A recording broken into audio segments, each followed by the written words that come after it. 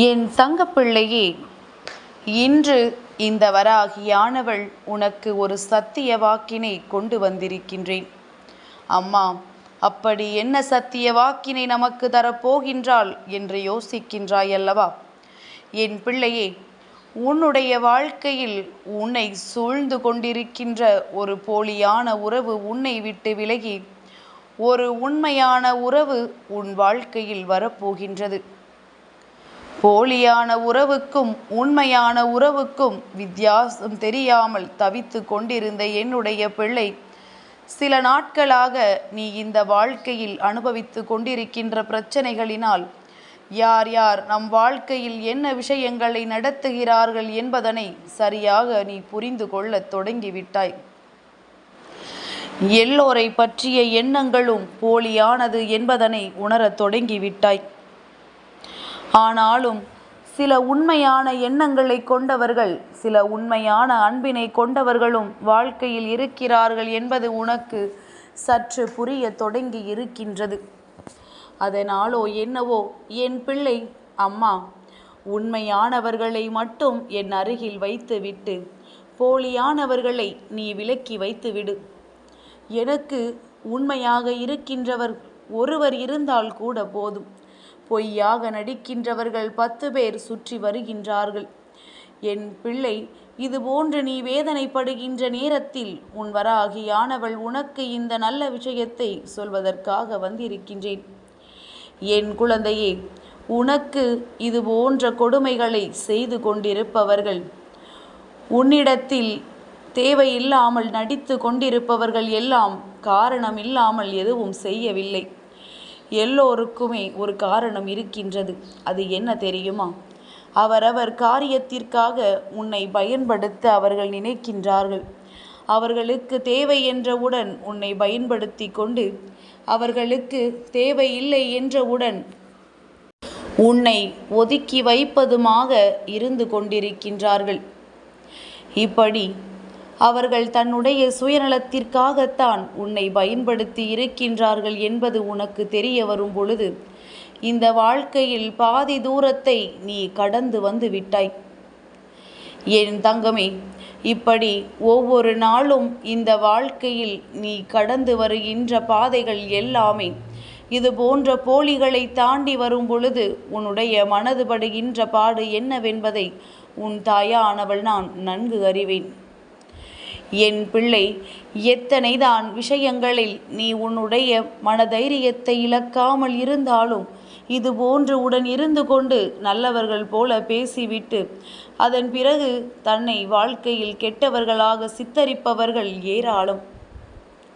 அவர்கள் நினைக்கின்றார்கள், நாம் என்ன வேண்டுமானாலும் இவர்கள் வாழ்க்கையில் செய்துவிடலாம், இவர்கள் நம்மை ஏற்றுக்கொள்வார்கள் என்று.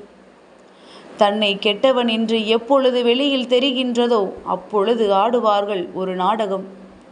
தான் அப்படி செய்யவில்லை, தான் இப்படி சொல்லவில்லை என்று மற்றவர்களை நம்ப வைத்தும் விடுவார்கள். உனக்கு மட்டும் தானே தெரியும் இவர்கள் நடந்து கொண்ட விதம் என்ன, இவர்கள் செய்த பிரச்சனைகள் என்னவென்று. என் குழந்தையே, முதலில் இதையெல்லாம் கண்டு நீ பிரமித்து போகாதே.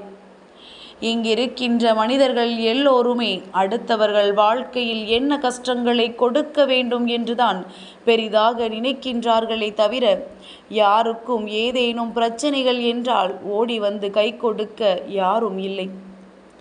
அதுபோலத்தான் உன்னுடைய மனதை காயப்படுத்த தெரிந்தவர்களுக்கு ஒரு பொழுதும் உனக்கு நல்ல வழியினை காண்பித்து கொடுக்க தெரியவில்லை. அவர்களின் எண்ணங்கள், அவர்களின் வார்த்தைகள் உன் வாழ்க்கையில் கெடுதலை செய்ய வேண்டும் என்பது மட்டும்தான். தெரிந்தும் தெரியாமலும் கூட அவர்களால் உனக்கு ஒரு நல்லது நடந்துவிடக்கூடாது என்பதில் அவ்வளவு கவனமாக இருக்கின்றார்கள். சரி, இவர்கள்தான் போலி என்று தெரிந்துவிட்டதே, இனிமேல் இவர்களை பற்றி என்ன பேச்சு என்றுதானே என் பிள்ளை கேட்கின்றாய். நீ சொல்வது 100க்கு 100 சரி. இனி இவர்கள் உன் வாழ்க்கையில் நிச்சயமாக இருக்க மாட்டார்கள். ஆனால் இனி இவர்கள் உன் வாழ்க்கையில் இருந்து செல்வதனால் பிரச்சனைகள் உனக்கல்ல, அவர்களுக்குத்தான். இத்தனை நாளும் உன்னை கேடயமாக பயன்படுத்தி கொண்டு ஒரு பாதுகாப்பில் வாழ்ந்து கொண்டிருந்தவர்கள் இனி உன்னை விட்டு தனியாக வாழும் பொழுதுதானே புரிந்து கொள்வார்கள் எந்த அளவிற்கு நீ அவர்களுக்கு பயன்பட்டாய் என்று. அந்த நேரத்தில் அது புரிந்துவிட்டது என்றால் அவர்கள் வாழ்க்கையில் இன்னமும் ஏதோ மிச்சம் இருக்கிறது என்று அர்த்தம். இல்லை, இன்னமும் உன்னிடம் பெற்ற உதவிகளை அவர்கள் மறந்துதான் இருக்கின்றார்கள். அதற்கு ஒருபொழுதும் அவர்கள் நன்றி கடனாக இருக்க விரும்பவில்லை என்றால், என் குழந்தை, இனி அவர்கள் வாழ்க்கை கேள்விக்குறியாக நிற்கும் என்பதில் எந்த ஒரு மாற்று கருத்தும் கிடையாது.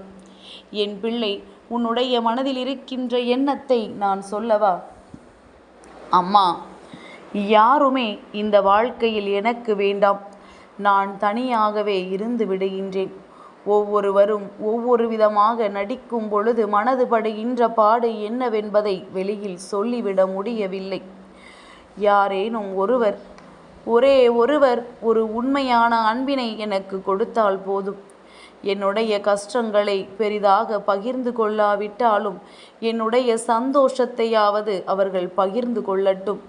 மனதிற்குள் எந்த விதமான தீய எண்ணங்களும் இல்லாமல், பொய் என்று இல்லாமல் அவர்கள் உண்மையை மட்டும் என்னிடத்தில் பேசினால் போதும். பொன் வேண்டாம், பொருள் வேண்டாம், எதுவுமே எனக்கு வேண்டாம். எனக்கு தேவை என்னுடைய வாழ்க்கையில் ஒரு உண்மையான உறவு, ஒரு நேர்மையான உறவு. இந்த உறவோடு பேசினால் நம்முடைய மனது நிம்மதி அடையும் என்கின்ற எண்ணம் வர வேண்டும். அவ்வளவுதான். அதற்கு மேல் நான் எதையுமே இந்த வாழ்க்கையில் கேட்கவில்லை என்று என் பிள்ளை நீ சொல்கின்றாய் அல்லவா? என் தங்கமே, இதுபோன்று இந்த வாழ்க்கையில் நடக்கின்ற ஒவ்வொரு விதமான சூழ்நிலைகளையும் நீ கடந்து வரும் பொழுதெல்லாம் உனக்கு ஒன்று மட்டும் தெளிவாக புரிந்திருக்கும். அது என்ன தெரியுமா? எல்லோருமே ஏதோ ஒரு வகையில் மற்றவர்களிடத்தில் எதிர்பார்ப்புகளை வைத்திருக்கின்றார்கள். அந்த எதிர்பார்ப்புகள் பூர்த்தியாகி விட்டது என்றால் அவர்களுக்கு சரி. அப்படி இல்லை, அந்த எதிர்பார்ப்புகள் பூர்த்தியாகவில்லை என்றால் அவர்கள் அதனை பெரிதாக எடுத்துக்கொண்டு அவர்களோடு பிரச்சனைகளுக்கு வழிவகுத்து நிற்கின்றார்கள். இதுதானே இயல்பாக மாறிவிட்டது. அதனால் என் பிள்ளை, நான் உனக்கு ஒன்றை மட்டும் சொல்கின்றேன். உன்னுடைய வாழ்க்கையில் உனக்கு ஒரு உண்மையான உறவினை நான் காண்பித்து தருகின்றேன். ஆனால் நீ செய்ய வேண்டிய விஷயம் என்ன தெரியுமா? அவர்களிடத்தில் நீ எப்பொழுதும் உண்மையாக இருக்க பழகு. மற்றவர்களிடத்தில் உண்மையை எதிர்பார்க்கின்ற நீயும் அவர்களுக்கு அந்த உண்மையினை கொடுக்க வேண்டும் என்பதை மறந்து விடாதே. யாரிடத்திலும் எந்த விதமான சூழ்நிலைகளிலும் நீ உன்னை மற்றவர்கள் மாதிரி மோசமானவனாக காட்ட விரும்பாதே. என் பிள்ளையே, தெளிவு என்பது இங்குதான் இருக்க வேண்டும். அடுத்தவர்களை குறை செல்வதற்கு முன்பாக, அடுத்தவர்கள் வாழ்க்கையில் நடக்கின்ற விஷயங்களை பற்றி பேசுவதற்கு முன்பாக, நம்முடைய வாழ்க்கையில் என்ன நடந்து கொண்டிருக்கின்றது, நாம் எப்படி நடந்து கொண்டிருக்கின்றோம் என்பதை பற்றி நீ சற்று சிந்தித்து பார்க்க வேண்டும். இதை நீ சிந்தித்து பார்த்தாலே அவர்கள் எதுவும் தவறு செய்யவில்லை என்பதனை உன்னால் உணர்ந்து கொள்ள முடியும். அதே போல இன்னொருவரின் பேச்சினை கேட்டு ஒருவரை எப்பொழுதுமே சந்தேகிக்க கூடாது. உண்மை என்னவென்பதை புரிந்து கொள்ள நீ முயற்சி செய்ய வேண்டும் என்றுதான் உன் அம்மா சொல்கின்றேன். என் பிள்ளையே, இந்த வராகியானவள் உனக்கு இன்று கொண்டு வந்திருக்கின்ற இந்த வாக்கில் நீ தெளிவு பெற வேண்டிய விஷயம் ஒன்றே ஒன்று மட்டும் இருக்கின்றது. அது என்ன தெரியுமா? நீ எப்பொழுதெல்லாம் இந்த வாழ்க்கையில் மற்றவர்களிடத்தில் நேர்மையை எதிர்பார்க்கின்றாயோ அதற்கு ஒரு நொடி முன்பாக உன்னிடத்தில் அது இருக்கின்றதா என்பதனை நீ சோதித்துக்கொள்.